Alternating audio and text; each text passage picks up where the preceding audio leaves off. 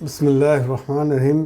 چلیے جنت کے حسین مناظر کے اس درس میں آگے سنتے ہیں۔ بسم اللہ الرحمن الرحیم۔ دنیا کو سامان و عیش و عشرت سمجھنے والوں کے لیے عبرت ہے۔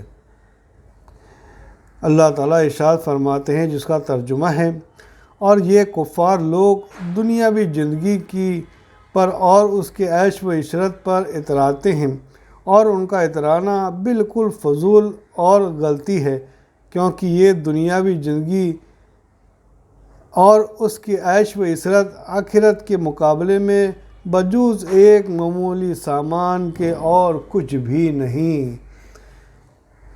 آگے اللہ تعالیٰ فرماتے ہیں، جس کا ارشاد ہے کہ اور نہیں زندگی دنیا کی مگر سامان دھوکے کا ہے۔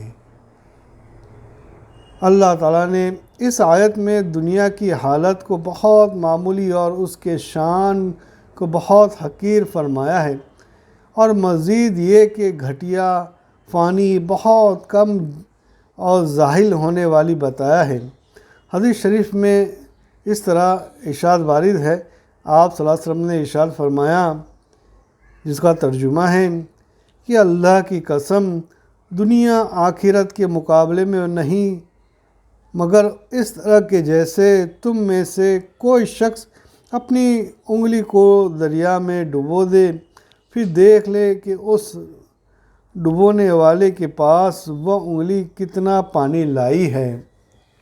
اللہ ہم سب کو سمجھنے کی توفیق فرماوے کہ دنیا کے حالات کیا ہیں، اور دنیا کی زندگی کو ہم سب نے کیا سمجھ کے رکھا ہے کہ جیسے موت آنی ہی نہیں ہے اور ہم ہمیشہ کے لیے ہی رہنے والے ہیں۔ چلیے سنتے حسن بصری رحمۃ اللہ علیہ کی نصیحت۔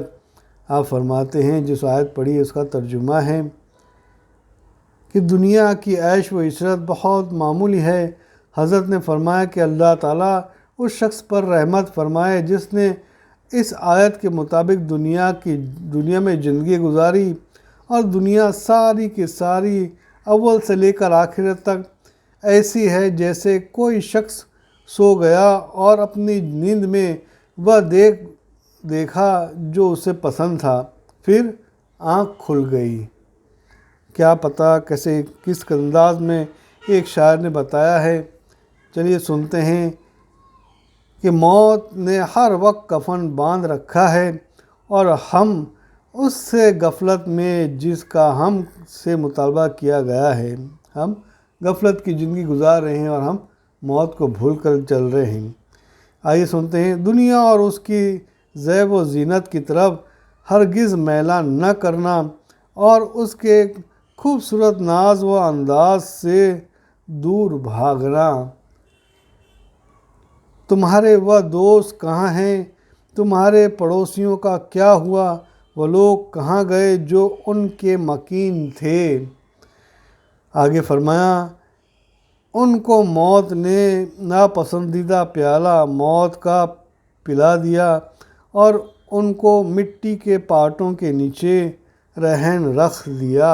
اللہ ہم سب کو اس کو سمجھنے کی توفیق فرماوے، اور دنیا کی زندگی کو جس انداز میں اللہ نے سمجھا، اللہ کے نبی نے سمجھایا ہے، آیتوں کے ذریعے، حدیثوں کے ذریعے اور اللہ والوں کے ذریعے کس قدر ہم کو دنیا کی زندگی کو سمجھایا اور موت کا مزہ چکھنا ہے، اس کا جو ہم کو سمجھا ہے، اس کو سمجھنے کی توفیق فرمائے۔ چلیے آگے سنتے ہیں کہ جنت کی زمین، گارا، کنکریاں اور عمارت۔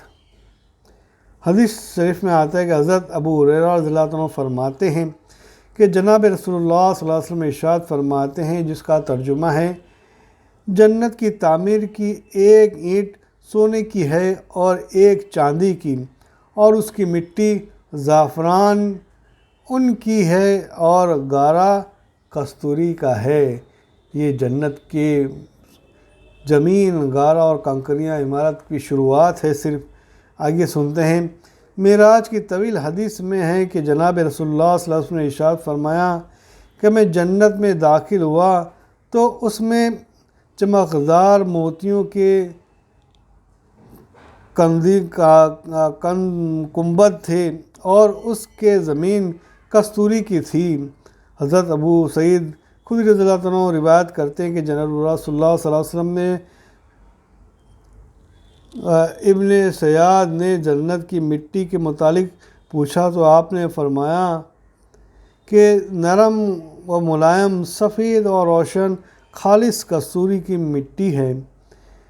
پہلی حدیث میں جنت کی مٹی کی زعفران سے اور گارے کو کستوری سے بیان کیا گیا ہے، جبکہ دوسری حدیث میں جنت کی مٹی کو کستوری سے بیان کیا گیا ہے۔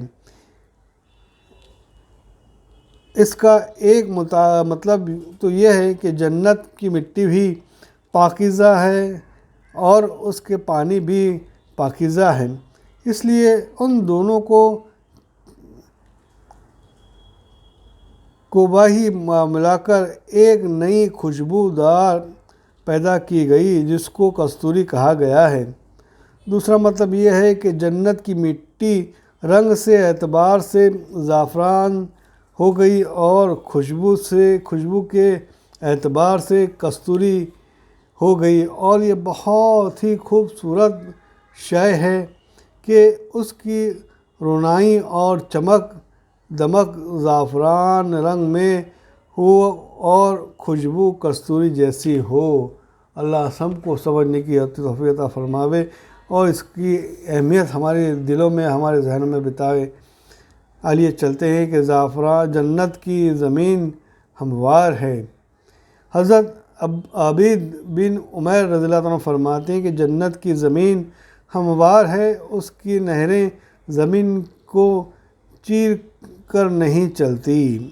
جنت کی زمین پر رحمت کی ہوائیں چلنے سے جتنی ہیں حسین ہیں، بے پناہ اضافہ ہے۔ حضرت ابو ہریرہ رضی اللہ عنہ روایت کرتے ہیں کہ جناب رسول اللہ صلی اللہ علیہ وسلم ارشاد فرماتے ہیں کہ جنت کی زمین سفید ہے، جس کے میدان ان کافور کی چٹائیاں ہیں جن کے ریت کے ٹیلوں کی طرح کستوری نے احاطہ کر رکھا ہے، اس میں جاری نہریں چلتی ہیں، اس میں جنتی جمع ہوں گے، بڑی درجوں کے بھی اور چھوٹے درجوں کے بھی، اور آپس میں ایک دوسرے سے ملاقاتیں اور باہمی تعارف کرائیں گے۔ ان پر اللہ تعالیٰ رحمت کی ہوا چلائیں گے تو وہ رحمت ان جنتیوں کو کستوری کی خوشبو سے معطر کر دے گی۔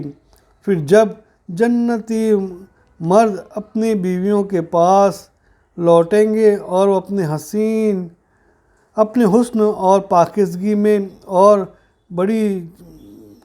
بڑھ چکا ہوگا تو وہ کہے گی کہ جب آپ میرے پاس سے گئے تھے تو میں آپ کے حسن پر فرفتہ ہو رہی تھی، لیکن اب میرے آپ کے حسن پر فرفتگی کی حد ہو گئی ہے، یعنی کہ آپ کی خوبصورتی، آپ کی فرفتگی اور بڑھ گئی ہے۔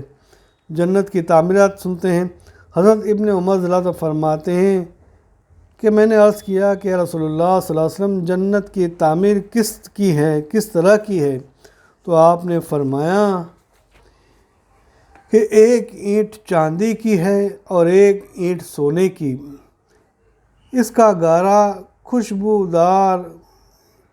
خوشبو اڑانے والی کستوری کا ہے، اس کے کنکری چمکدار موتیاں اور یاقوت کے ہیں اور اس کی مٹی زعفران کی ہے۔ جنت کی زمین چاندی کی ہے۔